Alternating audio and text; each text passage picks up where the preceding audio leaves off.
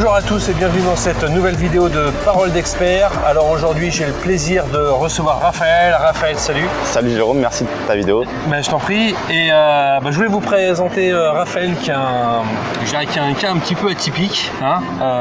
Je vais laisser Raphaël se présenter rapidement, un petit peu ce qu'il fait de sa vie aujourd'hui. Ok, moi je m'appelle Raphaël Carteni, donc j'ai 23 ans à l'heure où on fait cette vidéo. Je suis originaire de Champagne, donc côté de Reims. Et voilà, j'ai fait 5 années de médecine avant d'arrêter mes études pour comprendre que ça allait pas me plaire et que j'allais préférer l'entrepreneuriat, l'investissement, tout ce qui est immobilier, bourse, création de business internet.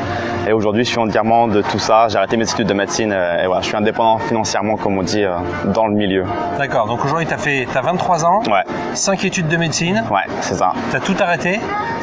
Exactement, c'est ça. J'ai tout lâché. Et tu t'es lancé dans l'immobilier?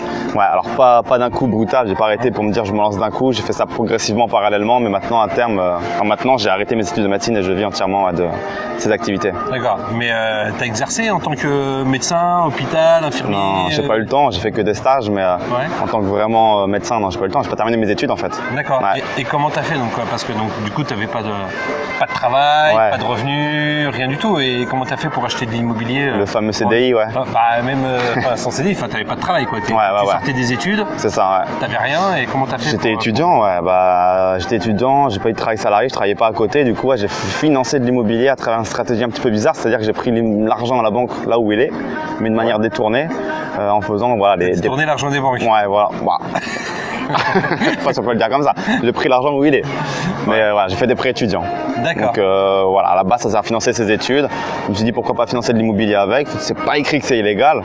Et moi où j'habite à Reims, Épernay, le prix du mètre carré n'est pas très cher. On peut déjà acquérir des surfaces d'appartements correctes.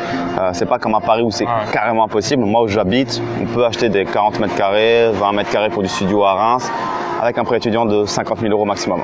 D'accord, prêt étudiant c'est 50 000 €? Max, ouais. Et avec un prêt étudiant de 50 000, tu arrivais à financer de l'immobilier. Et le prêt étudiant, par contre, tu le rembourses pas tout de suite, il me semble. Non, les conditions sont vraiment royales. Il y a 5 ans, on peut choisir 5 ans différents. On peut choisir de rembourser directement ou d'avoir un report de remboursement de 5 ans.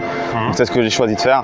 Donc pendant 5 ans, j'ai de la trésorerie à 100%, hors charge de copropriété, d'assurance, etc. Mais ce qui reste relativement mineur. Donc un gros cash flow. Tu rembourses pas le prêt, quoi.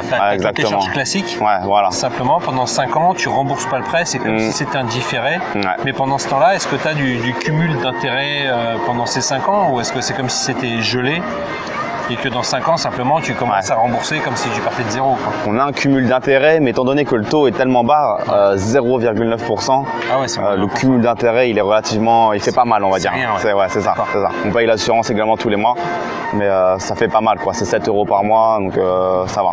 D'accord. Et là, tu dis donc maintenant, tu es indépendant financièrement, mais avec un prêt étudiant, tu fais un prêt étudiant, 50 000 €, tac, tu achètes ton appartement, tu as des revenus avec un différé, ça suffit pour vivre. C'est pas ça qu'on va appeler indépendant, quoi. Ça suffit pas, on est d'accord. C'est vrai qu'il y a beaucoup de notions qui sont assez décrites autour de l'indépendance financière. Qu'est-ce que c'est finalement précisément? Il y a beaucoup de versions.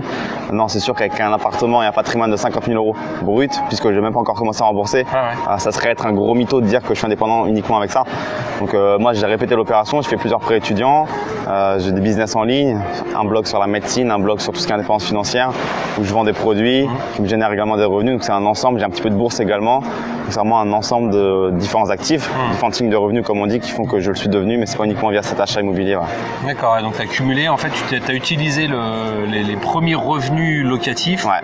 Avec ces revenus-là, tu les investis en bourse, tu les investis dans autre chose et tu as créé d'autres business en parallèle. C'est ça, la boule de neige comme on dit, en investissement. Donc c'est pour ça que je voulais entre autres vous présenter Raphaël, qui a une stratégie qui est assez intéressante, c'est que il a fait un peu avec les moyens du bord. Pour commencer à avoir des revenus, donc avec un prêt étudiant et avec simplement un appartement. Mais j'ai déjà fait d'autres vidéos là-dessus, justement dans ces vidéos de Parole d'expert, où on voit qu'il est important quand même de cumuler les stratégies. Il y a de l'immobilier, mais avec tu as de la bourse, tu as du blog, avec des formations, tu as différentes sources de revenus. Et c'est ça qui te permet aujourd'hui, malgré tes études de médecine, tu travailles pas du tout dedans et tu gagnes de l'argent avec des sources diverses, qui sont pas que de l'immobilier, ça c'est important. Hein, ouais, aussi, ouais. C'est vrai qu'on parle beaucoup d'immobilier parce que moi c'est un petit peu le cœur du métier, on va dire. On est tous là aujourd'hui, c'est pour parler notamment d'immobilier et c'est de là qu'on se connaît. Mais c'est important aussi d'avoir différentes sources, d'avoir plusieurs protéger, d'avoir des revenus qui arrivent de différentes sources et ça c'est important. Ne pas dépendre que d'une seule, C'est vrai que l'immobilier c'est quelque chose qui est très rentable. Il ne faut pas tout miser là-dessus. C'est clair.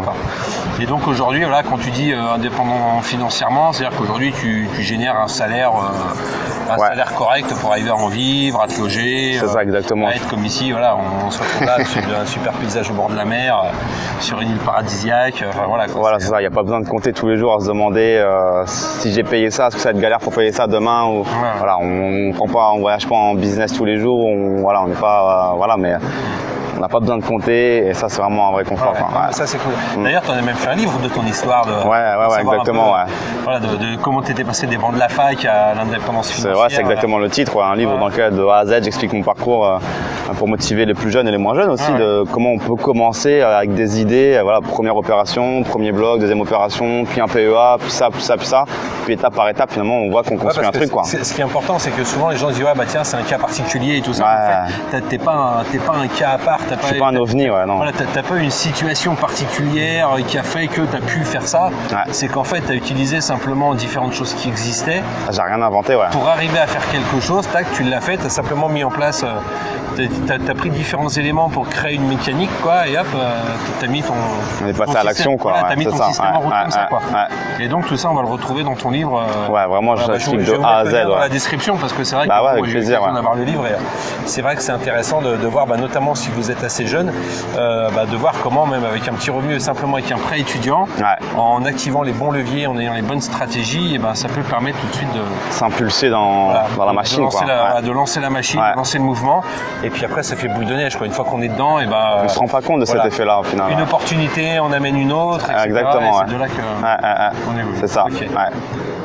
Bon super. En fait, moi ça me fait super plaisir de voir des gens comme Raphaël, des jeunes qui en veulent et tout, et puis qui arrivent à faire des choses en partant de zéro, repartant de zéro, sans avoir forcément de moyens, simplement en utilisant ce qui est à disposition dans le système. Parce que finalement c'est ça, il n'y avait pas de patrimoine, d'héritage, de capital de départ, c'est quelque chose qu'on n'a pas précisé, mais j'ai pas hérité de 10 000, 100 000 ou même 1 million d'euros, c'est vraiment de zéro, un prêt étudiant, puis on enchaîne Donc c'était un petit peu pour avoir le mindset de l'investisseur, de l'esprit d'entreprendre, pour dire que c'est vraiment accessible à tout le monde, Raphaël y est arrivé, vous pouvez y arriver, il y a plein de monde qui arrive. Il suffit simplement de vouloir y aller et d'utiliser tout ce qui est à notre disposition aujourd'hui et pas avoir d'appréhension et se dire hop là j'y vais. Je suis pas plus intelligent qu'un autre, clairement pas. Écoutez, je vous mettrai de toute façon le lien, vous avez le lien dans la description en dessous, le bouquin de Raphaël, le blog, etc. pour le suivre, pour voir vraiment tout ce qu'il fait. Et c'est vraiment quelqu'un d'inspirant, je dirais, pour les jeunes et les moins jeunes aussi, parce qu'on fait ça à tout âge. Et c'est vraiment. Et puis en plus, il est super sympa. Donc, merci à toi, Jérôme, en tout cas. Raph, et puis on se retrouve très bientôt sur une prochaine vidéo. Si vous avez aimé ça, vous pouvez liker, aimer, partager. On se retrouve très bientôt pour une prochaine vidéo. Allez, ciao.